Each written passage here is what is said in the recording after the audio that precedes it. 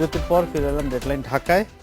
প্রতি বছর আমরা দেখি বাণিজ্য মেলায় নানা রকম স্টল করে, এটাও একটা দর্শকদের আকৃষ্ট করার একটা মাধ্যম বিভিন্ন প্রতিষ্ঠানে। কিন্তু এই যে স্টল নির্মাণ ভাঙা করা, অনেক টাকার খরচ হয়, অনেক অপচয় হয় বলতে হবে, কারণ এক মাস পরে সেগুলো আর কাজে লাগে না। কিন্তু সেই সব বিবেচনা করে আপনারা একটা স্থায়ী মেলার একটা ইয়েতে যাচ্ছেন না কেন? আমরা একটা স্থায়ী মেলা কমপ্লেক্স নির্মাণ করার প্রক্রিয়ায় রয়েছি। এটা আমাদের পূর্বাঞ্চলে হবে।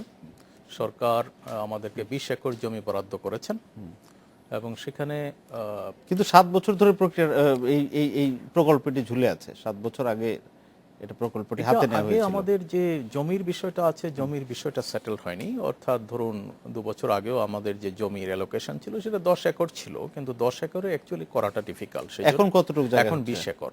20 একর জমিতে এটা নির্মাণ করা হবে এবং সেটা চীনা সরকারের সহায়তায় করা হচ্ছে।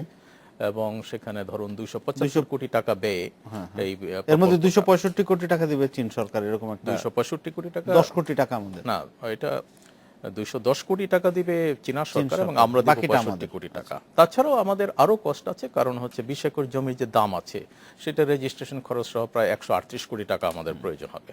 সেটা বাজেট জমি তো অ্যালোকেশন হয়েছে, তো প্রজেক্টটা ঝুলে আছে কেন? কোন জায়গায় ঝুলে আছে না, এটা কিন্তু ফিজিবিলিটি স্টাডি হচ্ছে, ডিজাইন হয়েছে, স্কিমেটিক ডিজাইন প্রথমে হয়েছিল, এখন আবারও ডিজাইন হচ্ছে 20 একরের উপরে। এটা মোটামুটি ভাবে বলা যায়। এটা টার্গেট কবে নাগাদ এই এই এই কমপ্লেক্সটা হতে পারে? এটা এই বছরই শুরু হবে বলে আমরা আশা করছি এবং এটা উইদিন 2 ইয়ার্স টাইম, 2 বছরে এটা সম্পন্ন হবে, কমপ্লিট হয়ে যাবে। একটা মানে বিভিন্ন গণমাধ্যমে আমরা একটা অভিযোগ শুনেছি যে এই যে স্থায়ী কমপ্লেক্স হলে অবকাঠামো খাতে যে ব্যয় এখন যেটা হয়, একটা অনিয়ম হয়, এরকম একটা অভিযোগ শোনা যায়। সেটা বন্ধ হয়ে যাবে, সেজন্য এটা হচ্ছে না, এরকম একটা অভিযোগ আমরা এটা আসলে সঠিক নয়। কারণ হচ্ছে যে এটা আপনি নিশ্চয়ই বুঝতে পারেন যে 275 কোটি টাকা যেখানে ব্যয় হবে, এটা একটা হিউজ এক্সপেন্ডিচার। আমরা তো নিজস্ব অর্থায়নে পদ্মা সেতুও করছি, এটা মানে না আমরা করেছি অবশ্যই, সেটা তো সরকারি পদক্ষেপ তো আছে সেটা করার জন্য। এখন তো এটা আপনি বলতে পারেন যে এটা ফাইনালাইজড, এখানে তো আর কোনো সংশয়ের কোনো কারণ নাই। আর এখন আমরা যে অস্থায়ী একটা জায়গায় মেলা করি, এটাতে তো ডেফিনেটলি আমাদের ব্যয় হবে এবং সে ডিমলিশ করতে হবে, এটা তো আমাদের কিছু করার নেই। এবছর কত ব্যয় হয়েছে এই মেলার স্টল এবং এগুলো নির্মাণ? এগুলো তো ধরুন ইপিবির তরফ থেকে যে ব্যয়টা হয় সেটা প্রায় ধরেন 20 কোটি টাকার মতো ব্যয় হয়। 20 কোটি টাকার মতো ব্যয় হয়। এবং এছাড়াও তো টাকা আছে।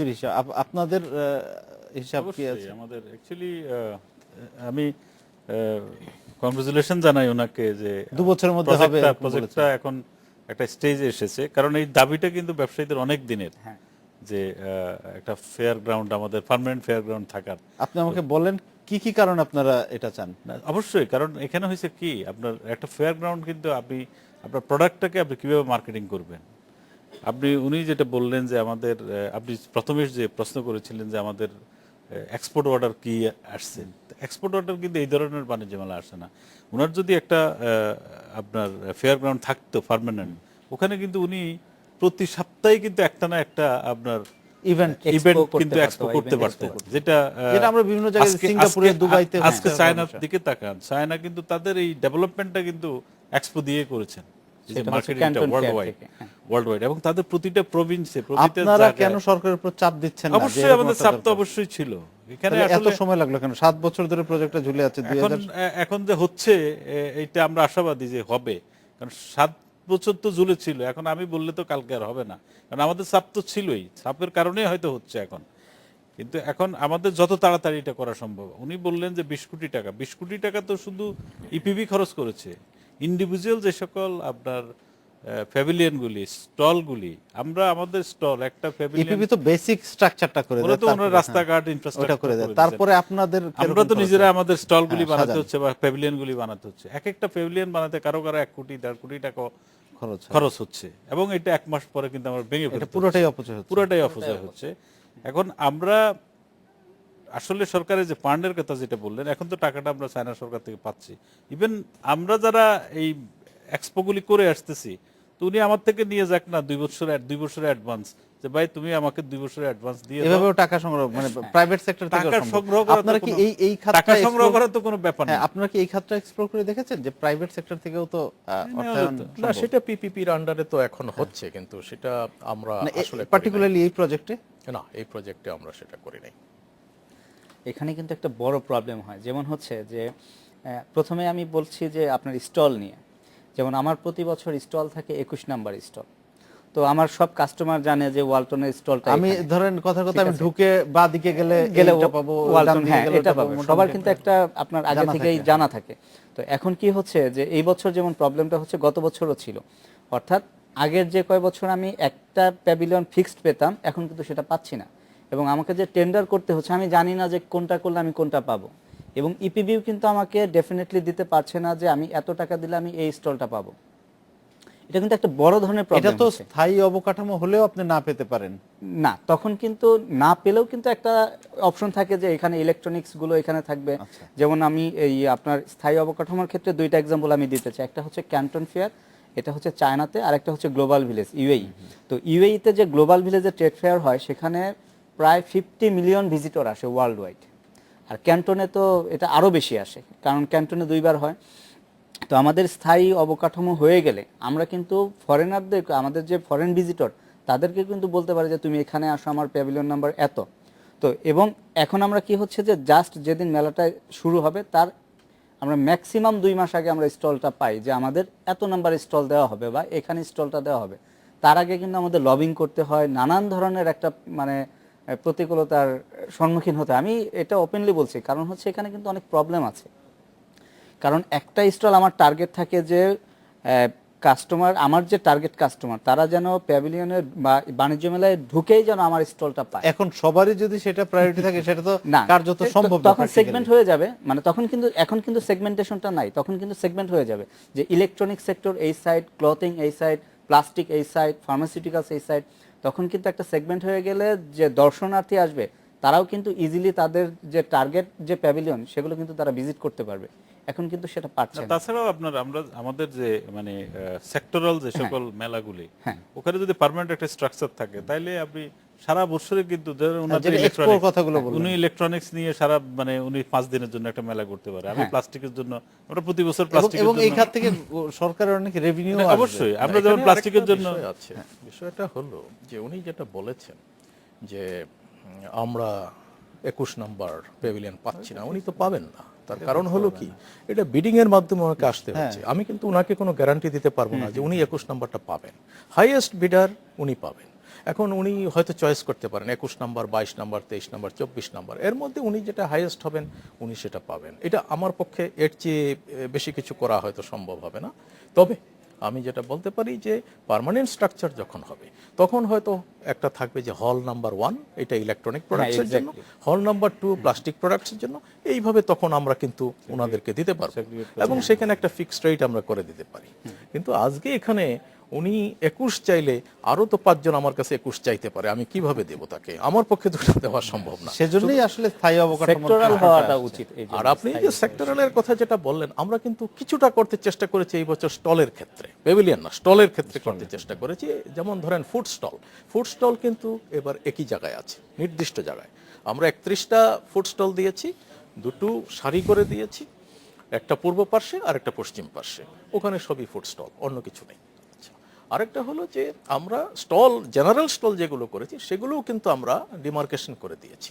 আমরা কিন্তু এবার একটা নতুন জিনিস করেছি, সেটা হলো 29টা স্টল আমরা দিয়েছি নারী উদ্যোক্তাদের জন্য, এটা ফিক্সড। এবং সেখানে নারী উদ্যোক্তা যারা আমাদের কাছে আবেদন করেছেন প্রত্যেকে সেটা পেয়েছেন, আমরা রিজার্ভ রেখেছি। আর বাকি যেগুলো ছিল সেগুলো কিন্তু আমরা লটারি করেছি, এবং লটারি করার পরে আমরা নাম্বার ফিক্স করেছি যে এই নাম্বার থেকে এই নাম্বার পর্যন্ত হবে আপনার সে কসমেটিক্স, এই নাম্বার থেকে এই নাম্বার পর্যন্ত হবে গার্মেন্টস। এইভাবে কিন্তু আমরা ওইটাকে আপনার সেক্টর ওয়াইজ করতে চেষ্টা করেছি। আমাদের এখানে আমি ওনাদের এই মেলার প্রসেসের সাথে আমি সম্পৃক্ত ছিলাম।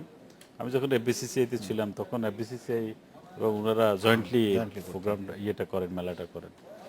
আমার কাছে একটা জিনিস আশ্চর্য লাগে সেটা হচ্ছে যে একজন ম্যানুফ্যাকচারার, আপনি তো এখন বিডিং প্রসেসে গেছেন, কিন্তু একজন ম্যানুফ্যাকচারার এবং একজন ট্রেডার, বিদেশি আপনাদের সাথে কিন্তু আমাদের কম্পিট করতে হবে। অনেক সময় দেখা যায় ওদের জন্য সেপারেট রেখে দেয়, কম দামে ওরা পায়, আমরা বিডিং প্রসেসে যেতে হয়।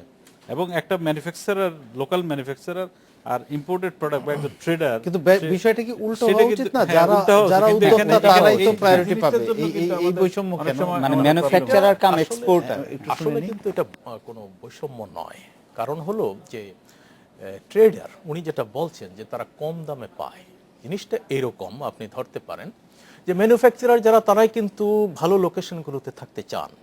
যারা ম্যানুফ্যাকচার, উনি প্লাস্টিক ম্যানুফ্যাকচারার, উনি ভালো সবাই ভালো লোকেশনে, location-এ ওয়ালটন চাবে। ভালো লোকেশনে থাকতে চান, ওনারা বিট করেন ওই জন্য লোকেশনের কারণে। আপনি দেখেন ফার্নিচার্স যারা এখানে এক্সিবিট করছেন, তারাও আক্তার একই ফার্নিচার, কথা, তারাও কিন্তু একই manufacturer। কাছাকাছি জায়গায় কিন্তু থাকতে চান ভালো লোকেশনে।